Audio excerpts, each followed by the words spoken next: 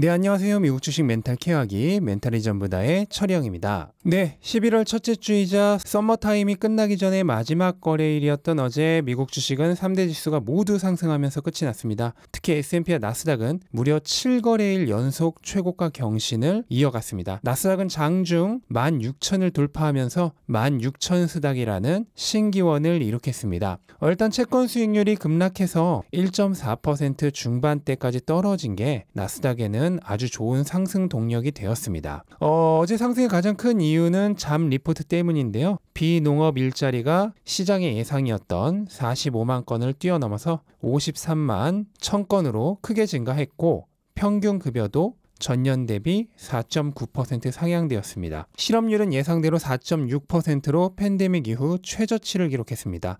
고용 상황이 안 좋을 경우 델타 변이의 피해가 아직도 계속되고 있고 경기 회복이 늦어지고 있는 것으로 판단돼서 시장의 악재로 작용될 수 있고요. 또 반대로 너무 좋아도 내년에 금리 인상을 앞당길 수 있다는 우려가 있어서 시장에 안 좋을 수 있었는데 이번 결과는 너무 좋지도 나쁘지도 않으면서 살짝 긍정적인 방향에 가까운 최선의 결과 였다고 할 수 있겠습니다. 다음 주에는 또 새로운 지표가 발표되죠. 화요일에는 생산자 물가지수 그리고 수요일에는 소비자 물가지수가 발표됩니다. 두 지수 모두 시장이 중요하게 보고 있는 지표고요. 특히 최근 이슈가 되고 있는 원자재 가격 상승이 어느 정도 진행되고 있는지 생산자 물가지수를 굉장히 주목하고 있을 것으로 예상이 되고요. 소비자 물가지수야 최종 물가 상승률인 만큼 당연히 중요한데 아마도 두 지수 모두 사상 최고 수준으로 높게 나오지 않을까 예상이 됩니다. 현재 끝도 없이 상승 중인 미국 증시가 물가지수 발표에 맞춰 한 템포 쉬어갈지도 모르겠다는 생각이 듭니다만은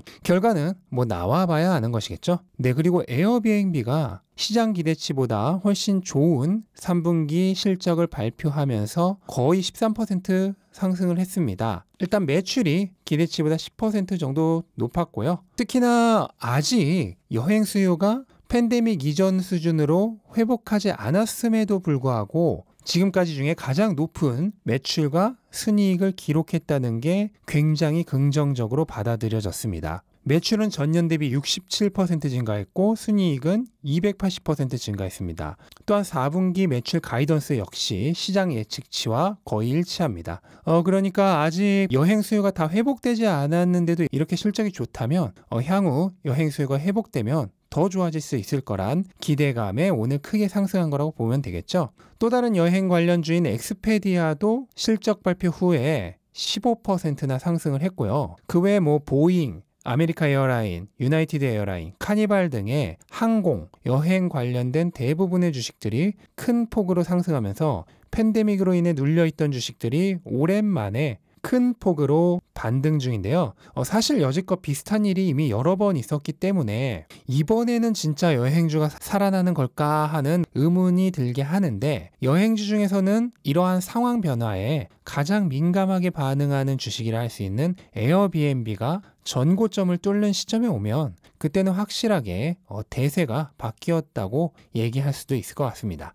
네, 그리고 마스터카드가 타이그래스 리서치로부터 최근의 주가 하락이 주식을 매수할 수 있는 아주 좋은 기회라는 평가를 받고 나서 크게 상승을 했습니다. 비자도 마스터카드와 같은 맥락에서 상승을 했는데요. 이 두 회사가 상승한 이유는 앞에서 설명드렸던 시장 상황과 여행주들의 상황에 다 포함이 되어 있습니다. 팬데믹이 회복되고 고용이 증가하고 급여가 높아지고 있죠. 그에 따라 소비 심리가 살아나고 사람들이 더 많은 지출을 할 것으로 기대가 되고 있습니다. 특히 여행 심리가 살아나면서 수수료가 높은 해외 결제가 많아질 것으로 기대되는 것도 앞으로 이 두 회사의 전망을 좋게 보게 하는 이유가 되고 있습니다. 네, 그리고 루시드가 지난주부터 루시드 에어의 인도를 시작하면서 주가가 크게 오르기 시작해서 어제 또다시 12% 상승했습니다. 루시드는 올해까지는 파일럿 생산 제품 520대만 인도를 할 예정이고 내년부터는 본격적으로 양산에 들어가서 총 2만 대의 차량을 인도하겠다는 계획을 세우고 있습니다.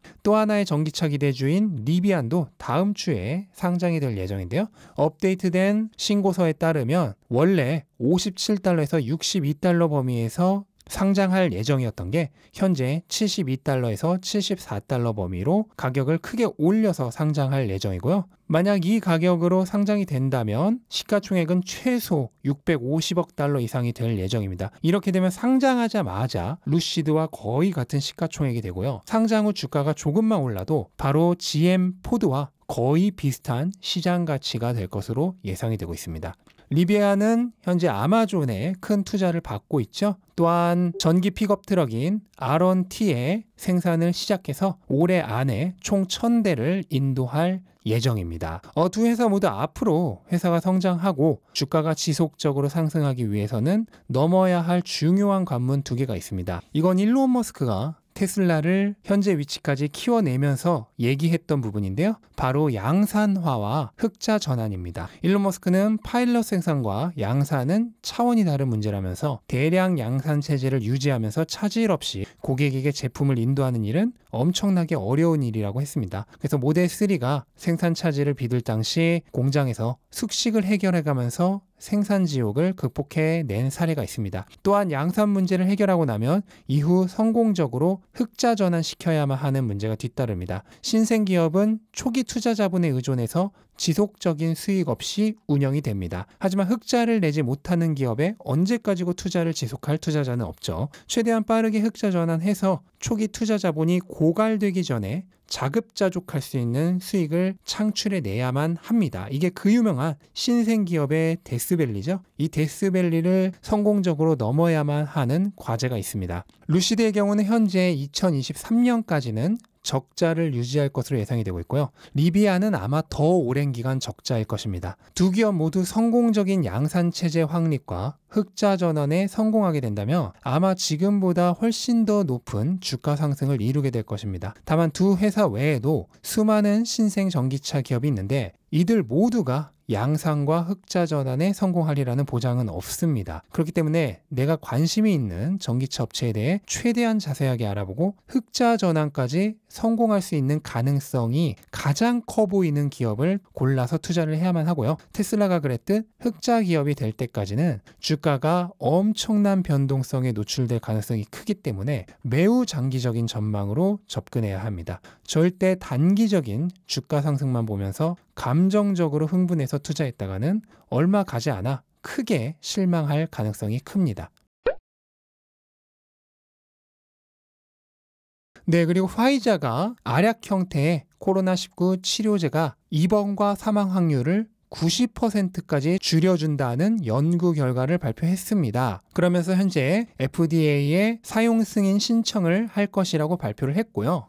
화이자는 코로나의 증상이 경증이거나 중간 정도인 환자 1,200명 정도에게 실험을 한 결과 이 알약을 복용한 사람의 0.8%만이 입원을 했고 4주 이내에 사망한 사람은 없었다고 발표를 했습니다. 반면 위약군에서는 입원자와 사망자가 훨씬 더 많은 것으로 나왔습니다. 한마디로 효과가 있다는 거죠. 이 소식으로 인해서 화이자의 주가는 하루 만에 10% 넘게 급등을 했습니다. 반면 모더나는 완전히 반대되는 상황이 펼쳐졌습니다. 3분기 실적이 기대치를 하회했고 향후 전망치도 하향 조정되면서 주가가 16%, 애프터마켓까지 합치면 거의 하루 만에 20% 폭락했습니다. EPS는 시장 기대치보다 15% 모자란 7달러 70센트 정도, 매출은 역시 시장 기대치보다 20% 가까이 모자란 49억 7천만 달러를 기록했고요. 또한 올해 백신 매출 예상치도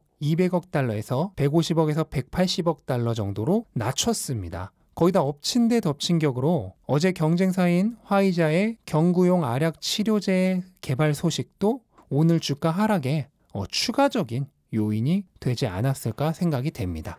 네, 테슬라는 오늘 거의 주가 변동이 없었습니다. 0.6% 하락한 1222달러에서 마감을 했고요. 이틀 연속 짧은 단봉의 팽이형 캔들 모양이 나타났습니다. 팽이형 모양은 매수자도 매도자도 의견이 서로 어느 한쪽을 압도하지 못할 때 나타납니다. 특히나 거래량이 별로 없는 팽이형 모양은 어느 쪽도 그다지 적극적이지 않다는 뜻입니다. 너무 어렵게 얘기한 것 같은데 한마디로 관망세입니다. 주가가 단기간에 너무 올랐기 때문에 쉬고 있는 모양이라고 보시면 되겠습니다. 그럼에도 주가가 크게 떨어지지 않는 건 딱히 팔고 싶어 하는 사람도 별로 없다는 뜻이 되겠습니다. 다음 주에는 또 어떤 흐름을 펼치게 될지 쉽사리 예측하기는 어렵지만 최근 급등한 게 있었던 만큼 매수세가 아주 적극적이지는 않을 거라고 예측이 되는데 아마 시장을 따라가는 흐름이 될 가능성이 가장 높지 않을까 생각은 해봅니다. 네, 그리고 방금 전 미국에서 1조 달러 인프라 법안이 통과가 됐는데요. 이제 바이든 대통령의 사인만 남겨놓고 있습니다.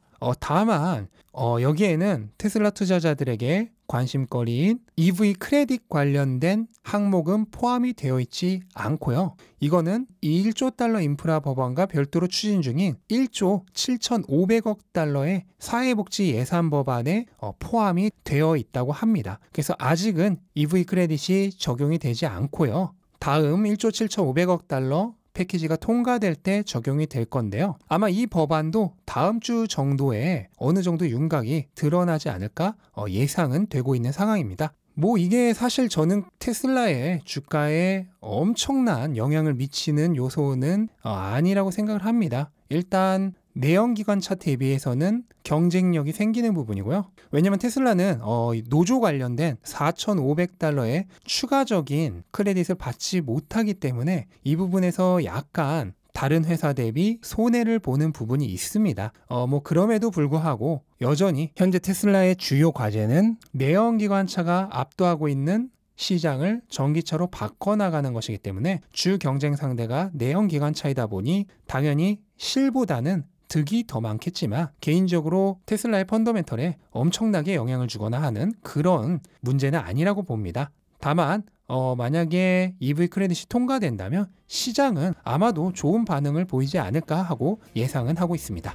네, 오늘은 이렇게 정리를 하고요. 네, 미국 주식이 지금 7일 연속 신고가인데 과연 다음 주에도 이 흐름을 이어갈 수 있을지 기대를 하면서 주말을 보내시면 될 것 같고요. 네, 다음 주부터는 이제 시장이 열리는 시간이 바뀌죠. 서머타임이 끝나면서 미국 시간으로는 동일하지만 한국 시간으로는 오후 11시 반에 시작을 해서 오전 6시에 장이 마무리가 됩니다. 그래서 시간 바뀌는 부분 다시 한번 알려드리면서 영상 마치도록 하겠습니다. 네, 영상 끝까지 시청해주셔서 감사드립니다. 모두 편안하고 행복한 주말 보내시기 바라겠습니다. 감사합니다.